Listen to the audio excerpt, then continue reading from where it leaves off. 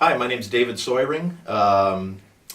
Currently live in Lynchburg, Minnesota. I'm 51 years old. I've been involved in the paranormal for the better part of 45 years. I grew up in a house that had a lot of activity going on, and regretfully, that I was kind of baptized by fire in that respect to the paranormal. It's been my desire to find answers to some of the things that happened in my life, and I'm currently still pursuing those answers. I haven't found what I'm looking for, so I've got a fire in my belly still to continue looking. Along the way, my goal is to help other families, especially with children, to know that it's okay and to not be scared of living in their own house. My name is Michael O'Neill. I'm 36. I live in Otsego, Minnesota. I've been investigating the paranormal for going on 7 years. Last 2.5 years as director of Odyssey Paranormal Society, based out of the Twin Cities in Minnesota. I got into the paranormal out of sheer curiosity.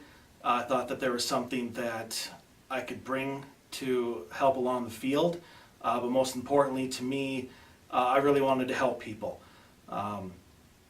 I've seen all the shows as I was getting into this, and being able to help people when other conventional methods can't was a huge inspiration and driving force for me. So I'm continuing looking for answers to help individual people and clients, as well as trying to broaden the scope of the field in general.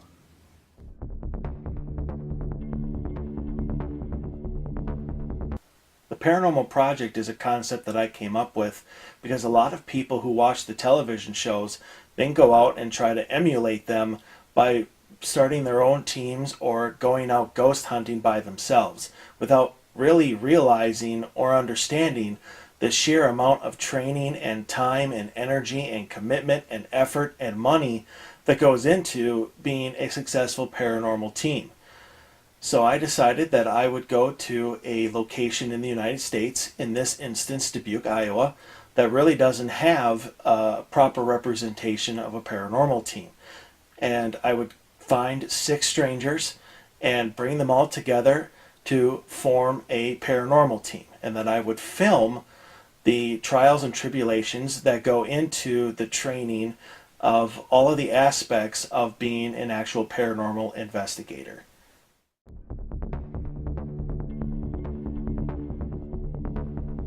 Hello, my name is Jim Winter. I'm 42 years old. I live in Dubuque, Iowa. I am a communication coordinator for a residential resort community just outside of Galena. I have a wife and 3 kids. I wanted to get involved in the paranormal because in September of 2015, my mom died unexpectedly, didn't make it out of surgery. And in June of 2016, my only brother took his own life. So I wanted to find a way to be involved with that side of life and try and find out what happens after we die and try and find some answers. And for me, this was a way to do that and try and find some of those answers and also try and find some peace for myself. My name is Amy Hadley. I'm 45 years old. I'm from Delaware, Iowa. I am a critical care flight medic. I have been interested in the paranormal since I was very young. Before I moved here to Iowa, in Illinois, I did have my own paranormal team for 12 years, but once I moved here, the team broke up. The reason why I wanted to join Odyssey Paranormal Society is because I was very intrigued and impressed the way Mike wanted to take 6 strangers, put them together, and build a team from the bottom up. I'm Steve Hardy. I'm 37. I live in Rue, Wisconsin. I work for a fire safety equipment business in the area. I am also a firefighter. I joined the team for the simple fact that my mom passed away in 2009. And shortly after she passed away, I ended up having an experience shortly after her funeral that I cannot explain. I'm kind of hoping to find some answers about what happened and maybe use that to help other people as well. Hi, my name is Debbie Krabenhoft. I'm 35 years old. I come from Miles, Iowa. I became interested in the paranormal at a very young age when a few happenings happened when I was in the farmhouse I grew up in.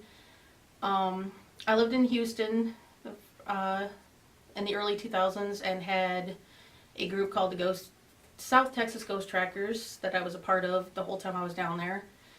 I wanted to join this team because I like how I like the organization. I like how Mike runs everything, and the fact that this area really needed something like this around here.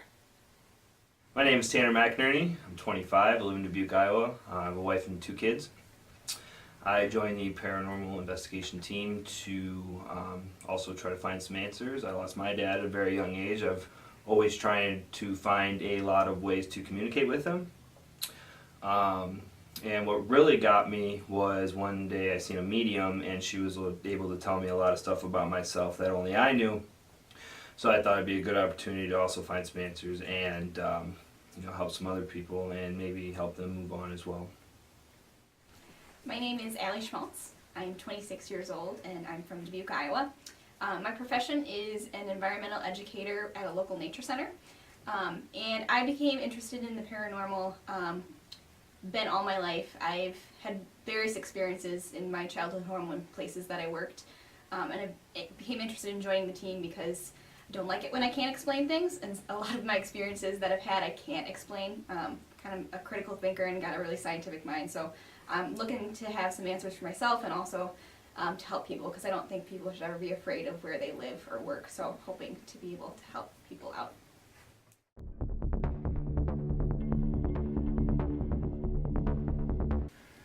Here are the ops rules for paranormal investigation. Rule number 1, never investigate alone.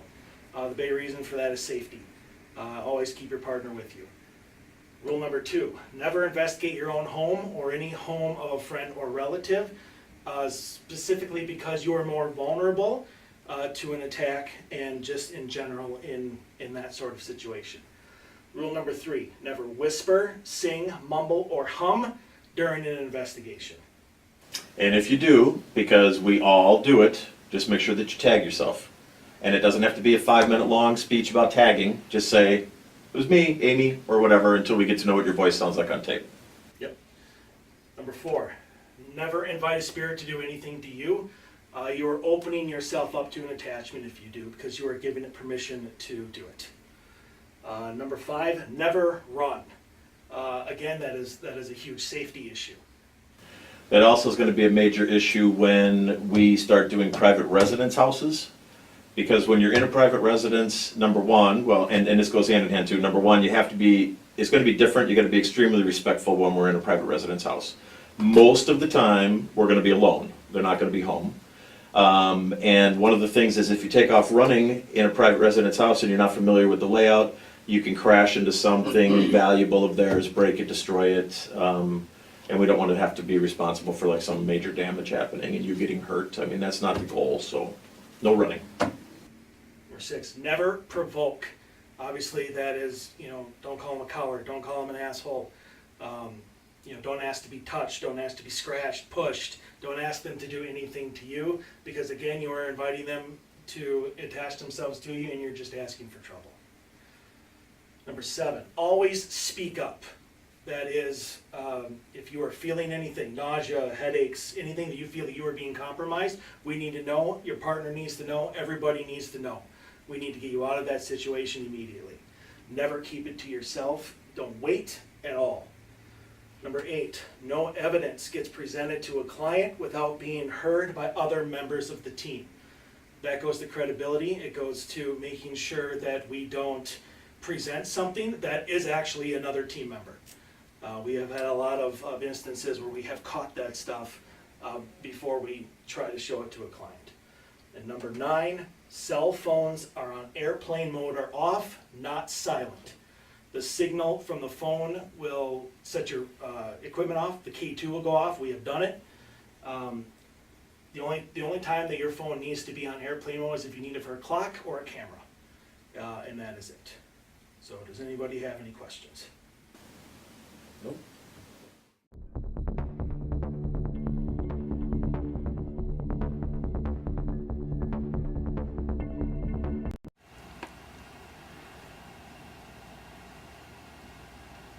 Are you okay with us being up here?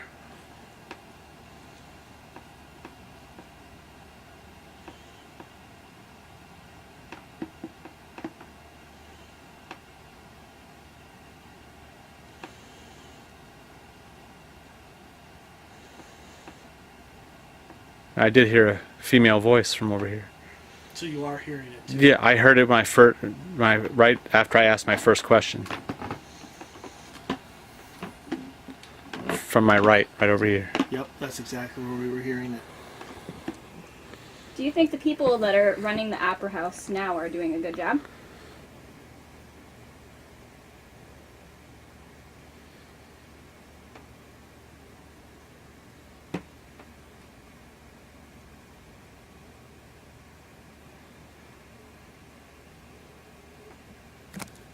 Just heard it again. I didn't hear nothing that time. It's over there. It's hard to. I wasn't hearing anything.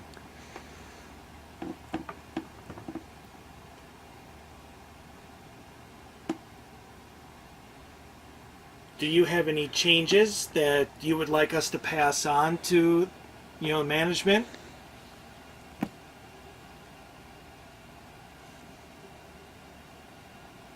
Yep, there it is again.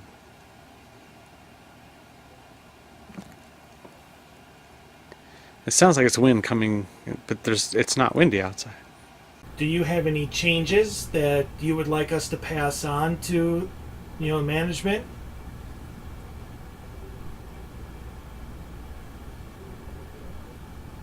Yep, there it is again.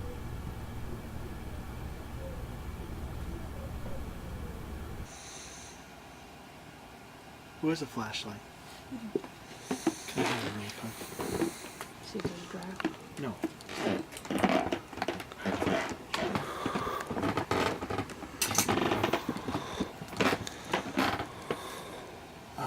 Excuse me. Sorry. Excuse me. Oh, sorry. I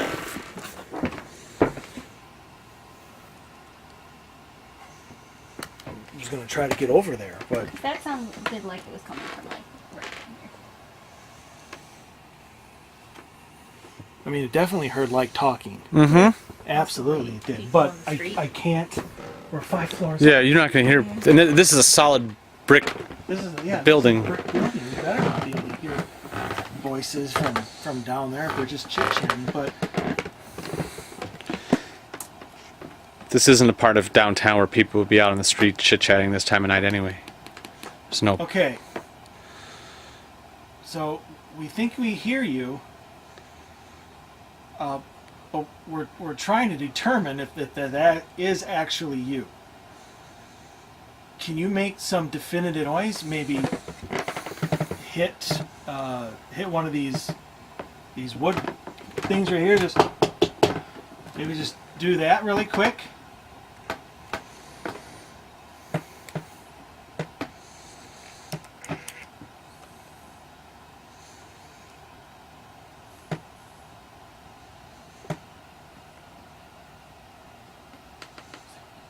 What? Sorry.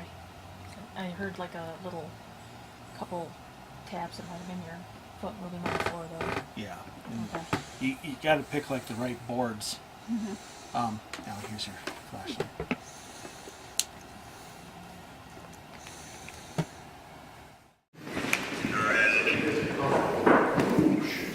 Yeah, you remember I showed you that earlier.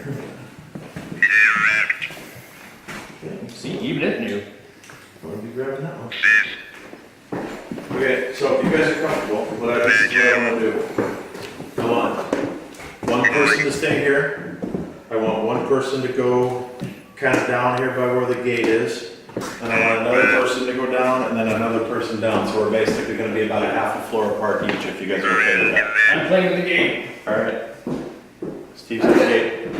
You good right there? Sure. Okay. You good? You okay with this? Yep. All right. So I'll go all the way down. No, that's all right. I'm trying to hopefully change that. You just grab a hold of that over your nose. Is she there? Me? Yeah. Yeah. Yeah, good. Okay. You want to set down on the floor? So why don't you maybe take a seat halfway down this staircase? And then I'm gonna sit down for this one.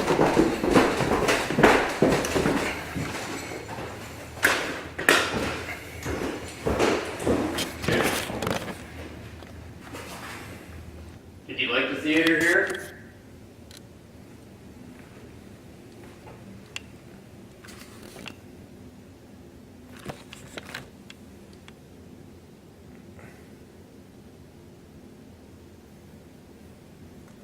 What's your favorite part of the theater? I like the chandelier myself.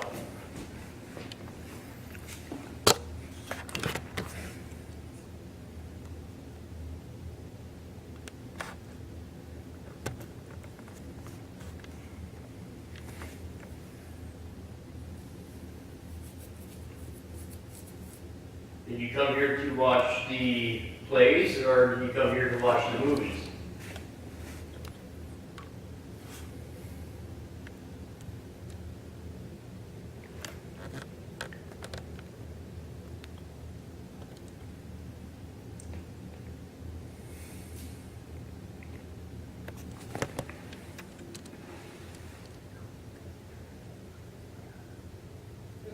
Who's whispering?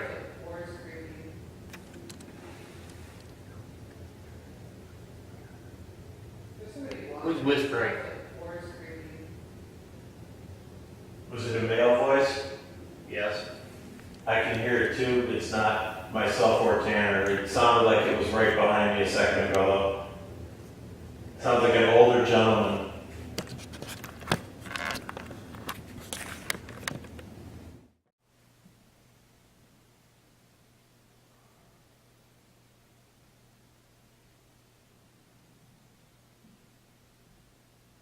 Anybody just hear that? Sound like footsteps. Yeah, they come from up here.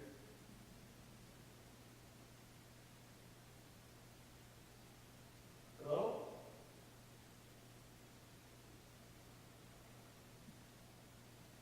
It's not Tracy coming out of the office, is it? No, they're coming from, like when I came up. He's over by base camp. What was that? I hear that. It sounds like a radio trying to switch between stations. Yeah, that's exactly what it sounds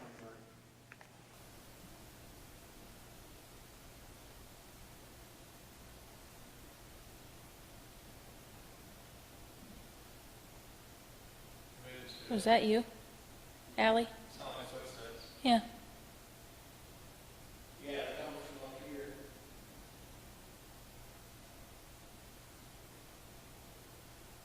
Hello?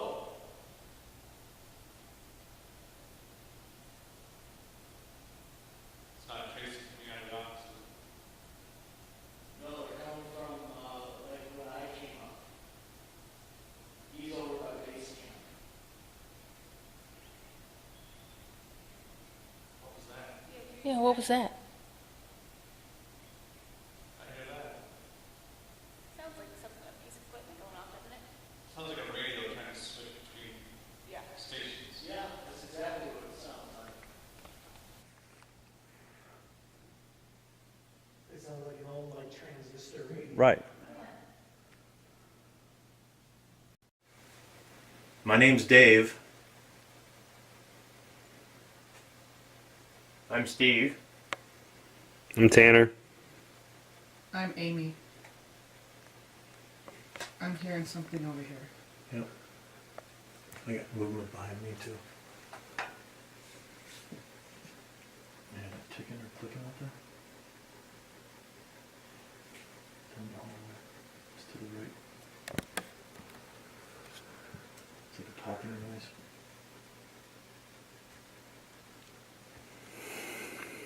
Can you come over here and talk to me? Come over here by me again.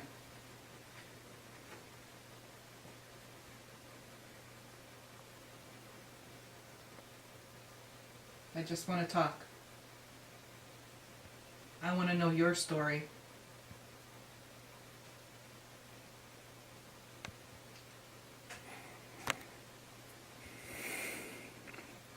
you, or is that noise I heard getting louder? I heard something over to my left. Yeah, there's a popping noise though behind us that's getting louder. Is something plugged in? Okay.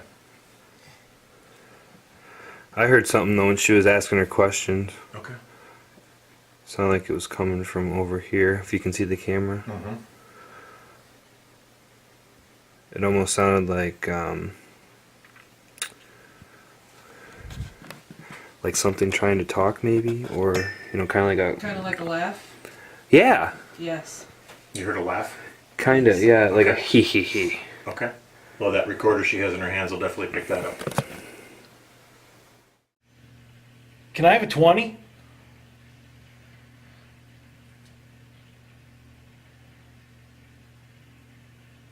Come on. Come on, we You know gave me an can- 18 earlier. Too demanding.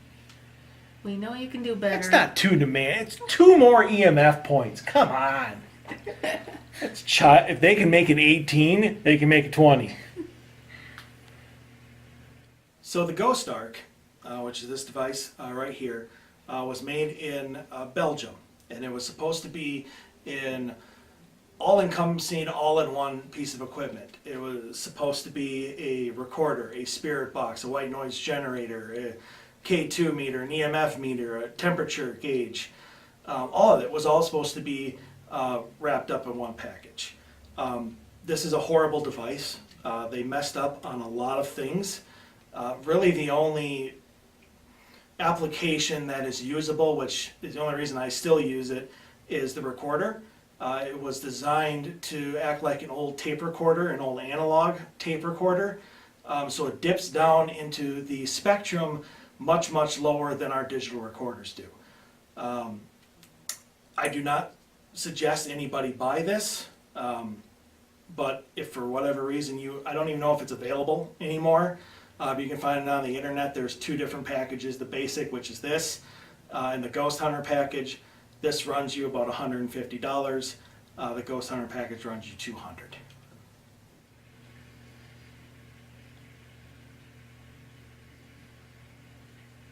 Please? Oh, I did forget that. My apologies. Please. Open up the 14 guy for a second. Oh, 15. That's it. Come on, you can do it. It almost felt like shine the flashlight. I understand that. No, it just always looks like that. Manage that arm hair a little bit better, would you, Mike? Let me just brush it down for you. No, it felt like I just got touched. Like it almost felt like a bug. It was like Well, that's very possible. I haven't seen Yeah, but it. there's no webs. There's no bug. Like it almost felt like almost like a moth, like the wings or whatever, when it tries to land on you and like flaps against your skin. That's what it felt like for about a second. Right here in my inner elbow. Whereas I didn't give permission for you to touch me.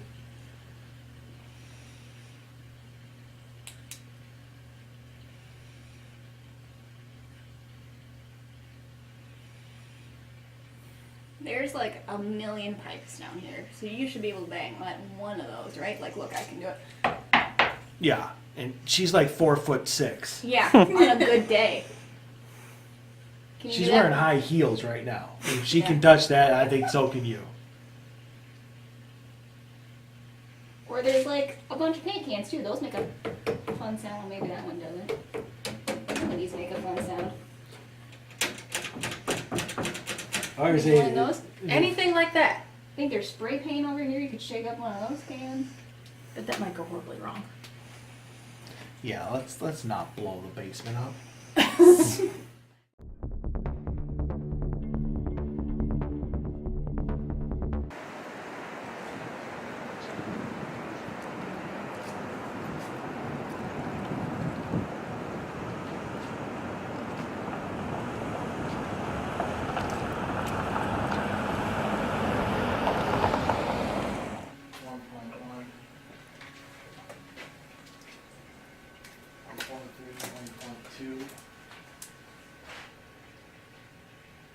14.6, 20.9, 21.1.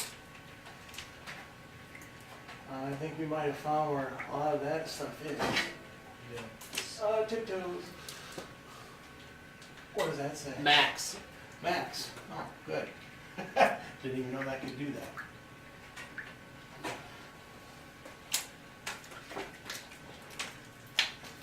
.5, 4.7. Max. Still max. Yep. All right, I'm good for the. Trying to.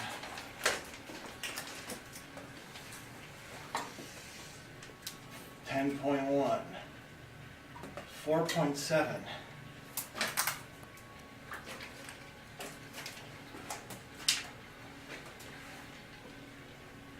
29.8. I think this is probably definitely at 25, 21, 18. Whoa, I'm trying to block properly. 17.4.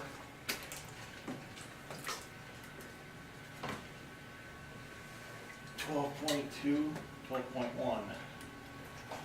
Yeah. I think one of the reasons for the high EMF is probably going to be this pipe in that junction box. Some sort of an electrical current. I don't know if that accounts for anything, because I was getting 11s and 10s right here. Let's switch.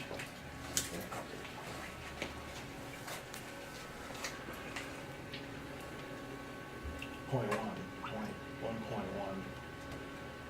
They're not as high as they were, and there should actually be more considering the lights are on. Correct.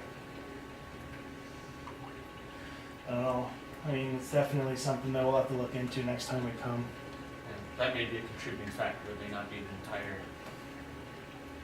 I agree. reason. Yeah, you're probably right. Okay. So how has everything been since we were here? Just normal? Just normal. Busy. Yeah. Always busy. All right, so just to get started, what we're going to do first is just kind of tell you what we experienced throughout that night. Okay. Obviously, I'll have to speak for everybody. Well, I mean, besides Jim. And then I think for a couple of these, we'll show you the clips that we got as we're because we did have evidence to back up some of our claims or some of our experiences, I should say. Hello. Can I join you? Yes. Absolutely. Please. We're only two in. Okay. So, okay. All right. Down in the basement. This actually took a lot of looking into, only because this was caught on every recorder that was down there. I wrote the name Jim because it was so loud it had to be him. So I'm going to play it, and then I'm going to show you why it can't be Jim. This is the time where I really want to know. Because this should not be going. Sounds like a guy's like, no! Like, you're it's just. I mean, you know that his voice is going to be so much louder than that just by how close it is. And it can be me because you can actually hear me talking underneath it. Yeah. This is the time where I really want to know. Because this should not be going. Alright, so that's crazy, but I don't know quite how to. I don't know what it was saying, or I'm not what it was saying, but I don't know why it was saying that. Have you ever heard anything like that down there? Well, I suppose because we didn't hear it at all. Oh, that? No, never. Okay, so this is probably audio-wise, probably one of the better ones that we got that night. We're done with the Spirit Box session. We're actually wrapping up. We're starting to. I actually say at the very beginning, I say, let's wrap up, get up, and then I say Tracy is waiting. Nobody else talks during the thing. So in between when I say, let's pack up, there's a voice. Then I say, get up, Tracy's waiting for us. the same voice that's in between mine comes in again, and then another voice comes in after that. So I'll just play the whole thing a couple times, and then we'll go over it. Pack up. Yeah. Tracy's waiting.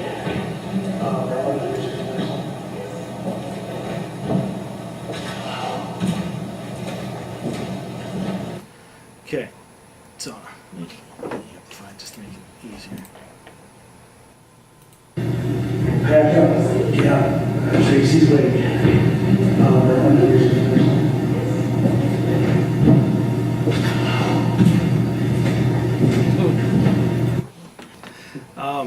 So what I get, that's me right there. I'm saying, let's pack up.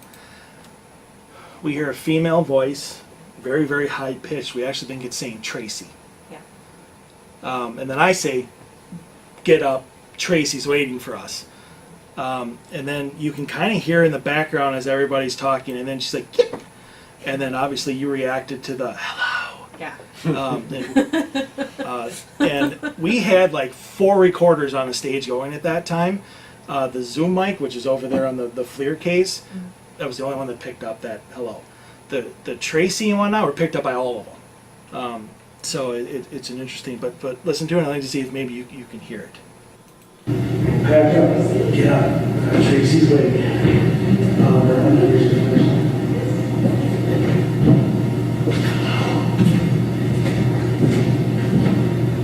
Pack up. Yeah. Tracy's waiting.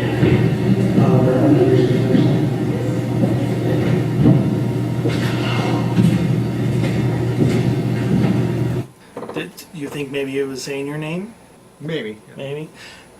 It's kind of the tray part of that is kind of blocked up. You can easily hear the C part of it. So that's we're kind of thinking that's it's saying your name. They like you. Yes. Oh, that's good. Well, then He finish spends my enough sentence. time with you. Okay. Be here, be helpful. Okay. So now we're at the creme de la creme. These, like I said, Dave has been in the paranormal for 40 years. I haven't seen him this excited in a long time. He'll be back. Since he already wants to move here anyway. yes, he does. He's a former antique dealer. He loves history. This is his town, and he has mentioned that many times after this investigation. So the first one, both of them are in the costume shop while we were up there. And it's from the FLIR, which is, do both you know what the FLIR is? I think.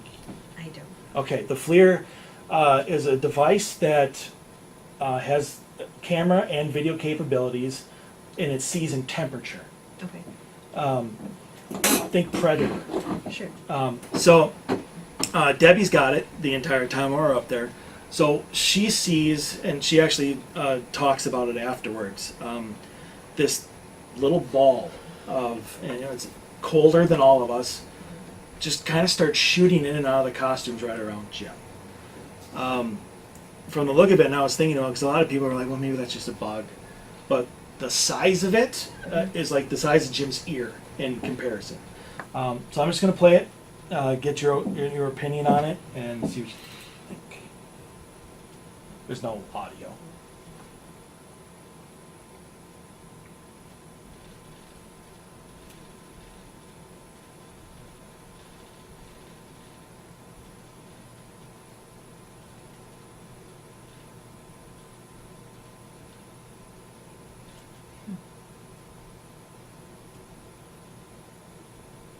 And then actually about 30, 40 seconds later, it came out 2 more times. But it's just the same thing.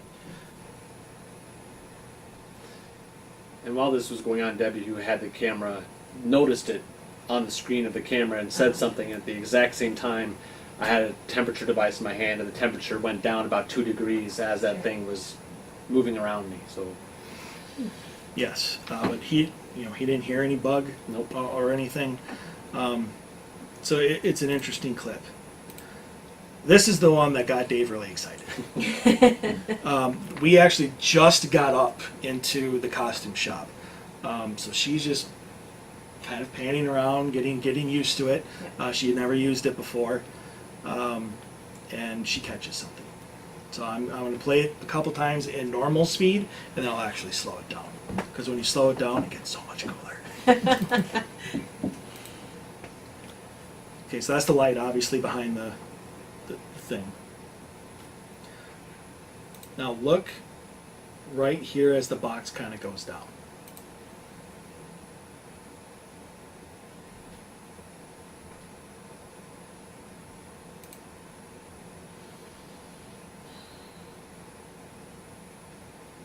Give me goosebumps.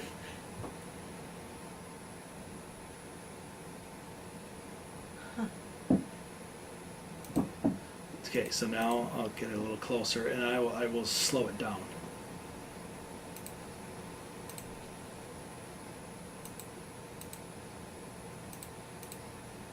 Twice.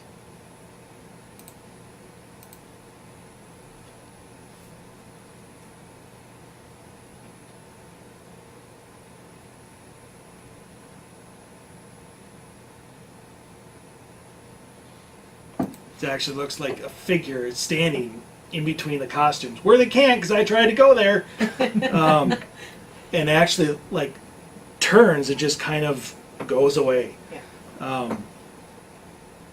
And as you can tell, you know, by the temperature, it's only 77 degrees. It's obviously not one of us.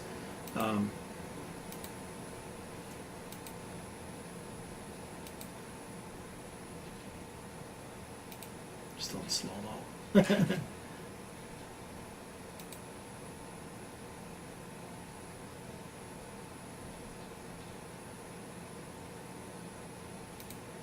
But I mean, just pausing it there, like you can see, like a hood, nose. I mean, the rest of her face. We have no idea what that is. But yeah, so we actually caught like a temperature apparition.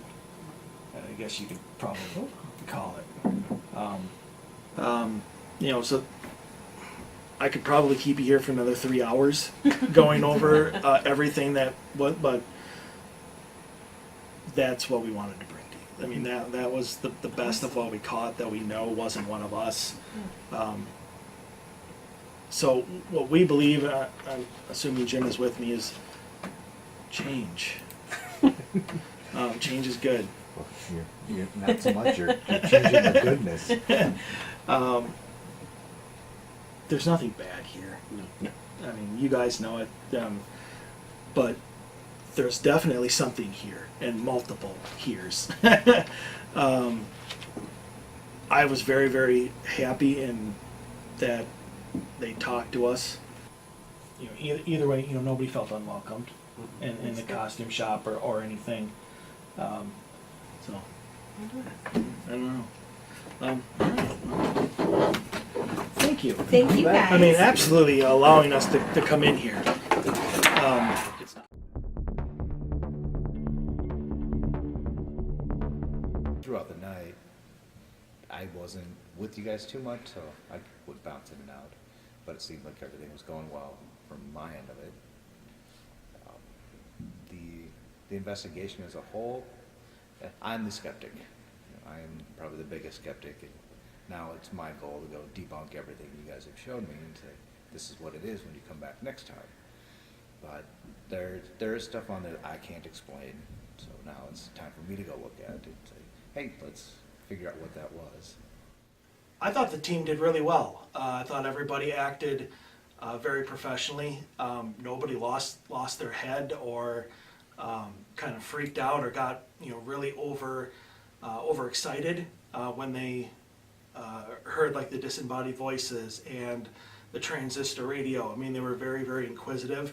Everybody really tried to get involved as much as possible, even though a lot of them didn't really know what they were doing. So this investigation was a lot of observation, a lot of just kind of watching like Dave, Jim, and myself just kind of go through the motions and the processes of a good EVP session and conducting a good investigation. Because this is such a inexperienced team, we need to make sure that the first couple investigations aren't private residences, so they can really hone their skills, figure out what they're all really good at, and kind of build that experience and that confidence in themselves before we start going and trying to help clients in their homes and in their private businesses. Yeah, and I think that, you know, as I saw as this case progressed, you know, what you see is a lot of growth within the individuals, and even though it was only their first time, for a couple of them actually, their very first time that they've actually been out doing something, you can see some maturity level between that first time and going into where we are today. So the thing that people don't realize and that they don't see is that to do each investigation, you know, there's countless hours of training behind the scenes and equipment review and equipment identification and the proper usage of everything, as well as, you know, taking notes, paying attention as we do the walkthrough, listening to the claims that are being discussed, understanding, you know, where you can and can't go in the location, and I think you know, I think they did a really good job with that. I'm looking forward to this next case that we're going on.